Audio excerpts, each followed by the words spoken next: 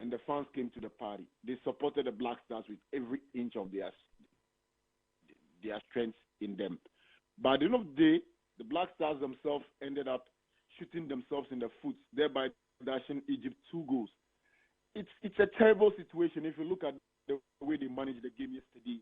And lots of fans were disappointed at the final whistle because now it has put the Black Stars in a precarious situation.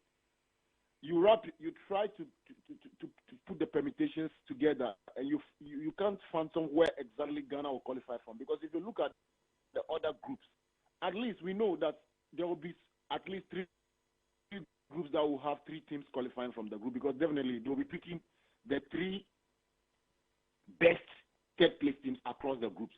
But you look at Group A, the Ivory Coast group. Currently, they have Nigeria has 4 points, Equatorial Guinea 3 points, Ivory Coast 3 points. So that tells you clearly that group will be producing one of the teams that will finish third. That means one slot is gone. As of today, Ghana is having 1 point.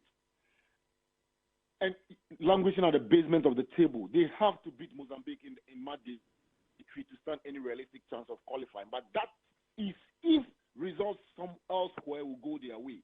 As it looks now, trust me, that the Black Stars are playing in Abidjan. Blackett, you were saying that the atmosphere. Are we saying that Ghanaians there now are not really comfortable with the scoreline that we had yesterday? Yes, Tony, I'll tell you this. The Black Star supporters and Ghanaians at large, and even the Ivorians themselves, are not happy with the result that the Black Stars chalked out yesterday, because they felt like the game was up there for the taking. Mohamed Kudus gave Black Stars the lead. Inaki William dashed a goal. Kudus came back to give them another goal again, and they thought that at that time, they thought Ghana would hold on to that to at least take the maximum points away. Supporters basically were asking for the substitution of Inaki Williams, which the coach did. Funny enough, his replacement, Usman Bukari, came on board and also gave an assist. So if you look at the whole thing, it's just shocking. And trust me, the Black Star supporters are not happy in Abidjan. They are not happy. Same as the people in Ghana. The Black Star supporters here in Abidjan are not happy. Okay, but with the technical and maybe the playing body, what information are you gathering from what happened yesterday after the game? Kuru said they created some silly mistakes, but what are you gathering from the camp of the Black Stars? Well, definitely there will be friction in the camp. Now, a lot of things will have to go in there. There should be calm head. But if you look at Chris Hughton himself, he knows that he's under pressure. If Ghana gets booted out, even if it is by presidential decree, there is no way Chris Hughton is going to keep his job. I can guarantee you that. From what I'm gathering, there is no way he can keep his job, even if it's the presidency that has given him the job, or the GFA presidency. The pressure on the shoulders of Chris Hughton and his technical team can never keep their job if Ghana gets kicked out of the tournament in a group stage. Oh, Properly. That is the problem. They've got to beat Mozambique in match day 3, and not just 1-1-0 win. They have to beat them and beat them convincingly, because other teams can also end in their group with 4 points, and it will be down to goal margins. And as it stands now, Ghana has 1 point minus 1 goal, and they can never qualify with such a statistic.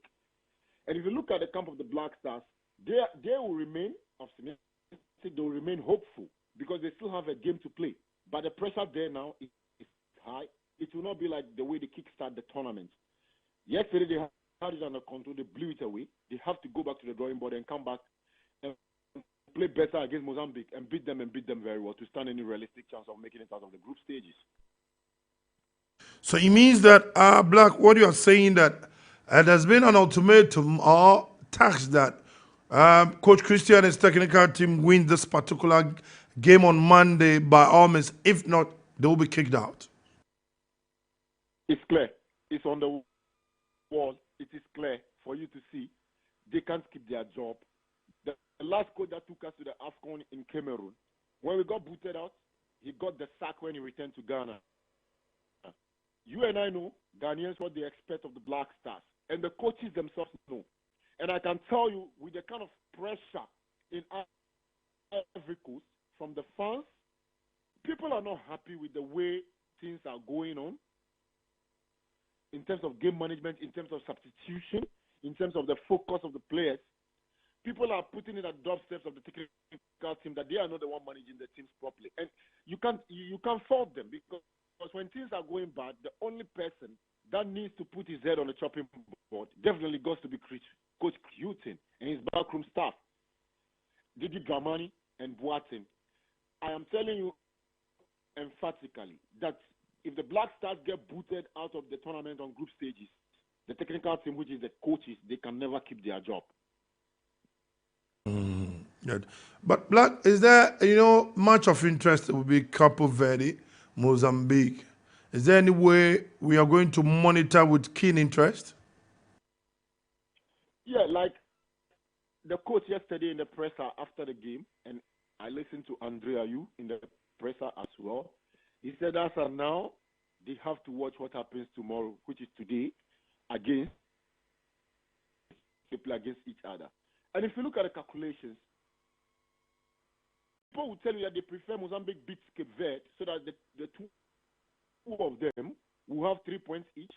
Then in the last game, Ghana plays Mozambique, and then Cape Verde plays against Egypt. 2-1.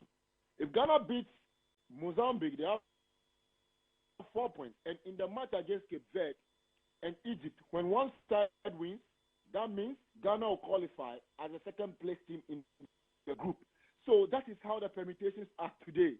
So in reality, Ghanaians are looking out for a Mozambique win against Cape Verde. I don't know if you are getting this clear per my calculation. I don't know if you are getting the permutations. Yeah, I'm getting it very clear. So Mozambique to beat Cape Verde, so that it will be 3 for Cape Verde, 3 for Mozambique, 2 for Egypt, 1 for Ghana. In the last game, Ghana plays against Mozambique. When Ghana beats Mozambique, Ghana gets a 4 points. And Mozambique and, Cape Verde and Egypt will go into that game locked up on 3 points and 2 points. A winner will top the group, and Ghana will play second. So unless a win for Cape Verde in this game, trust me, will put Ghana in a very dangerous situation in terms of they qualifying from the group.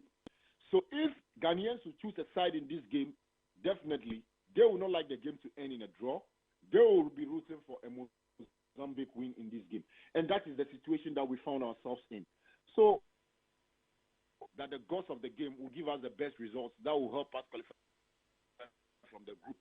Because it's as of now, I don't think it's in the hands of Ghana in terms of their permutations to qualify from the group. Okay, the presence of Stephen Tornado appear jumping to, can we say, made an impact in yesterday's game? I will not say their presence didn't make an impact. Definitely the pep talks, they are the legends of the game. You've seen it all at the African Cup of Nations and at the World Cup. And then at the senior level. And if you look at what the Black Stars brought on board yesterday, one can deny the fact that the inclusion of Mohamed Kudus basically lifted the team and gave them some extra bite like we all predicted. Kudus is a superstar. Make no mistake about it. He's the heartbeat of this team, and every single Ghanaian knew that. When Kudus plays very well, the team clicks into full gear, and they simply cause a lot of problems to opponents. Yesterday, he picked his moments, and he has basically revered and endeared himself to the Ghanaian fans across the world, has proven that, yes, this is his time. You know, in every particular time, in terms of excellent player, and in terms of this particular generation, it's Mohamed Kudus. Yesterday, he lights up the occasion. He brought his A game on board. And he has basically proven that he's the star man of the moment. We need to get him playing and playing very well. And when he pull in the same direction, barring any unnecessary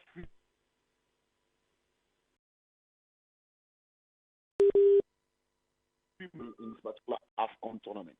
So I think the presence of the legends around the team, they will be able to calm these guys down and tell them it is not over until it is over. So I think their presence will add something extra to the team going forward into the last group game.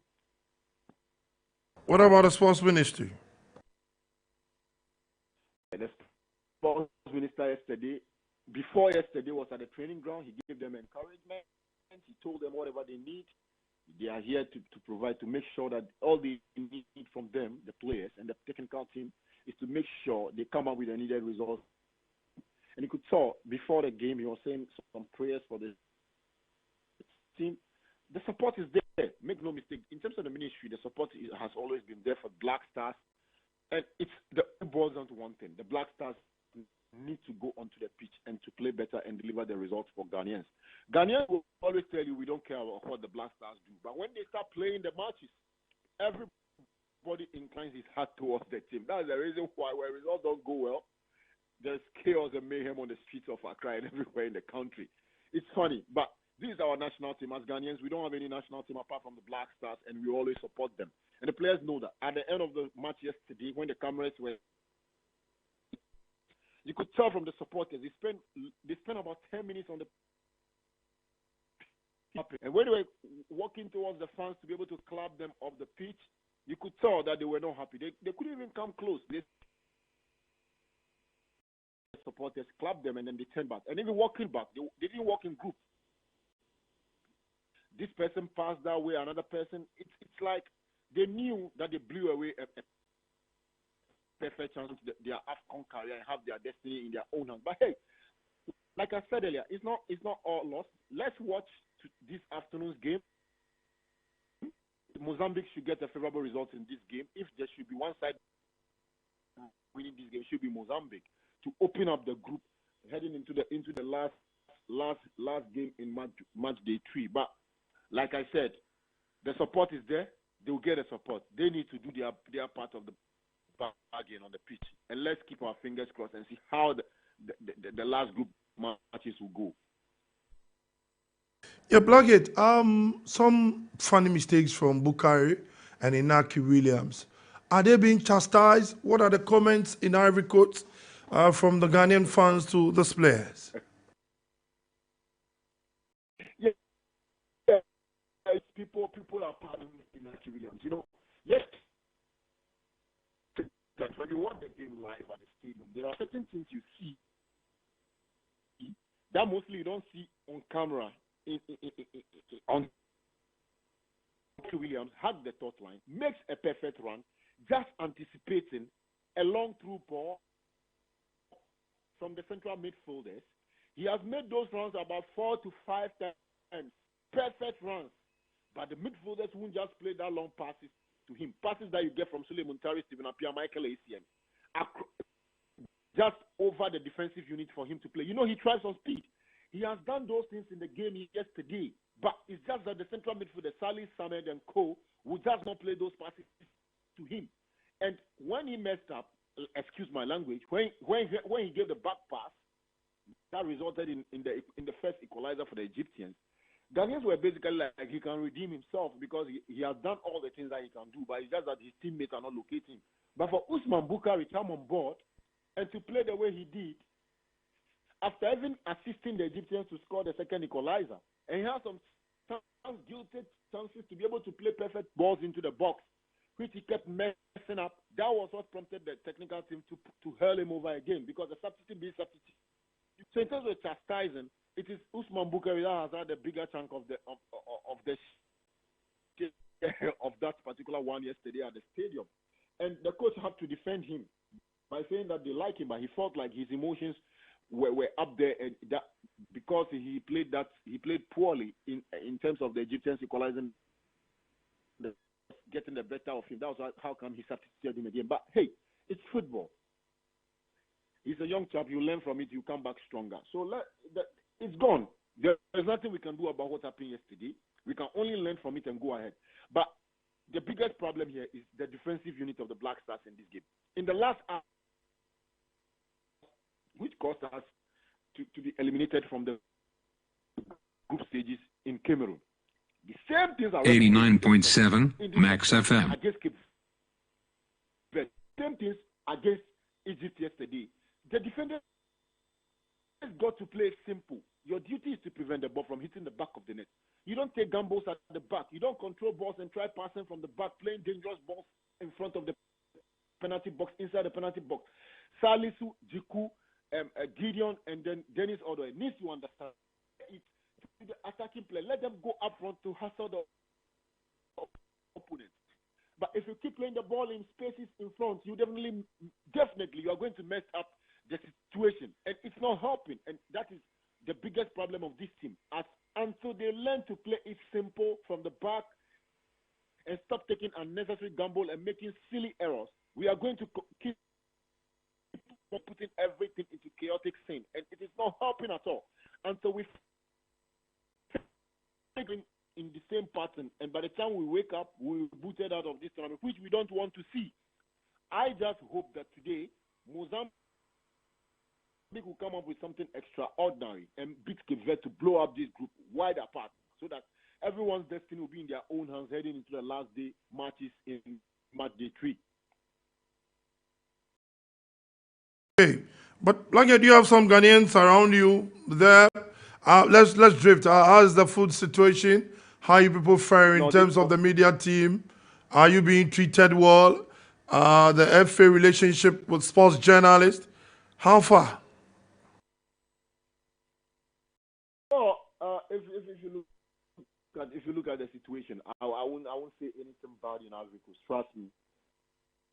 The supporters have been taken good care of. The journalists have been taken good care of. The buses are on point. Departure time is being made available to everyone. So if you want to go with the is there. So movement in Abidjan has been swift. Communication has been spot on in terms of where you will lodge, you sleep. Everything is okay. So I don't think there is any problem here. This, in terms of organization, the ministry and the FA have done a superb job. In terms of tickets, match tickets to the venue, all those who have traveled on their on the tickets of the FA and the ministries have been taken good care of. It is those traveling fans. The tournament itself is not friendly to traveling fans across the world to come and watch. That is the biggest problem in Abidjan. If you travel as a fan, you don't have accreditation. You travel on your own to come and watch the game. To access the match day ticket is extremely difficult because it's been dominated by the black market. Like a ticket that is selling for 5,000 CFA, you can get it on the black market at 20,000 CFA, 30,000 CFA. Intends to go and buy tickets. That is the most difficult thing in terms of this particular Ivorian tournament. For you to go and buy tickets with your money, the tickets are not there, so it's not friendly. So there's the stadium. But in terms of the supporters and the journalists that travel from Ghana on the tickets of the FA and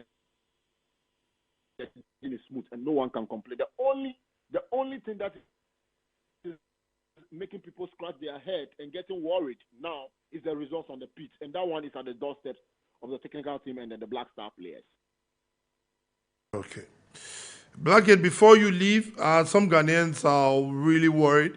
Some have started the permutations. Some have started pointing fingers. They think that Bukari and Inaki caused that. What message do you have for them finally before we take leave of you? Well, what I would like to tell Ghanaians is we should be calm about this. Yes, we know yesterday we had the opportunity, but we blew it apart. But it's not all lost. We are still in the mix. Let's look at what the results of Cape Verde and Mozambique will be. After that, then we can really tell where our destiny lies. But one thing I can tell them is let's not kill the players. They are human beings. Even certified chartered accountants do offices. No one is perfect. They will learn from this. They'll take a clue from it, and we'll move on from that. And to the technical team of the Black Stars as well, they shouldn't buckle under pressure.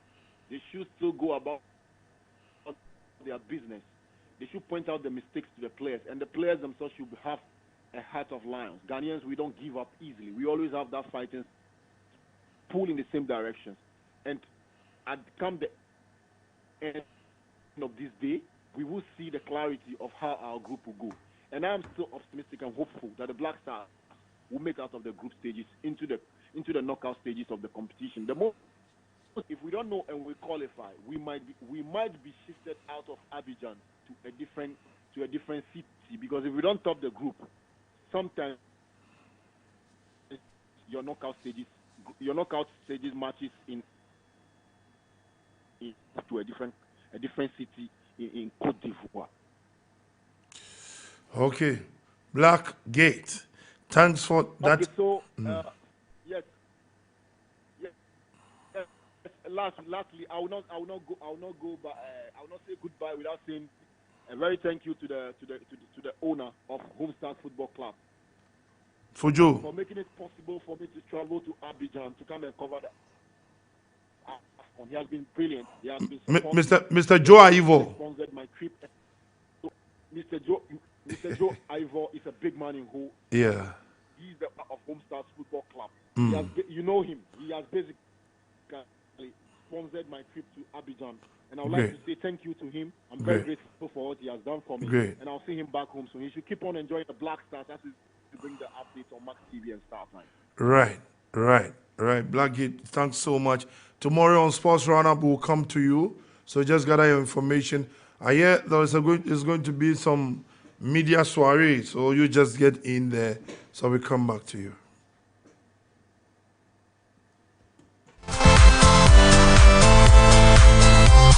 Anti Blackgate na moten in every Ivory Coast. I don't know boy muno the see wo hobby no. I don't know din chemu ababe tujwa. It is 43 minutes past the hour 9, still hooked on to 89.7 to the max. It is a Sports Spark show. And we're just looking at what happened in Ivory Coast. And you see a bia and a bomuno, see a phone lines now. Also, the calculations now started. You're saying that you're Ghana for young Mozambique in a Capo Verde game, you know. Because they have a qualifier, a big so. And they do Babe Kebi, Josiah Subabe Kebi. No much more dynamics, no sense or say, you know. And Dracoye, Emma coach Chris Houghton, and then Mantiana, ABC Bukari, and a boy form, we used to say Naki Williams. I'm up for friends, schoolball mistakes, coach mistakes, and but the mupe. And my member should be na main share a go king race, you know. A brante Melio Unsu, on Unsui, no, and a free Equatorial Guinea 3 goals, and then only the park, no. Mustafa Mohamed Ekra 2 goals of free Egypt. Mohamed Kudus Efri Ghana 2 goals. Lamine Kamara Ekra 2 goals. Omama Kanina Ekra 1 goal. Bandra Bertrand Traore, Hamari Traore, Alexander Jiku, Mohamed Bayo, Frank Magri, Gary Rodriguez, Giuseppe Miranda, Sansona Herando de Silva, William Trust Ekon, Omar Mamouche, Slasine Sanyayako, and Akins Kagwa. These are the men with all one goal each. And to be behind Afcon.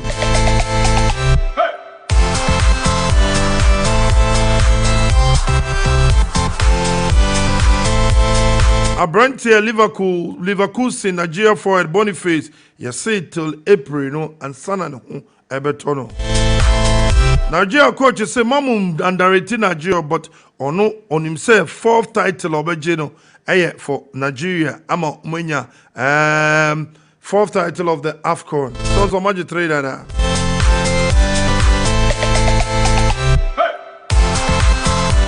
now. You see.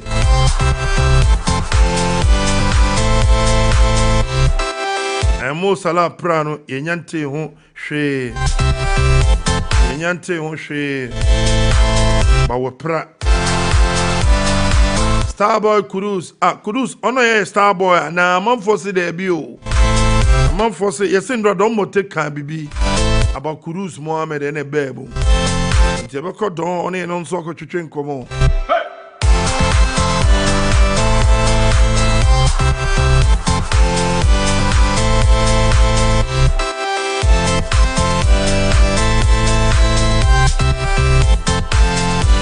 46 minutes past the hour, I still hooked on to Sports Park. And he said, no. And later, Neddy Bema, may be my TF4. And you have your chance. Nanedu Akwaba.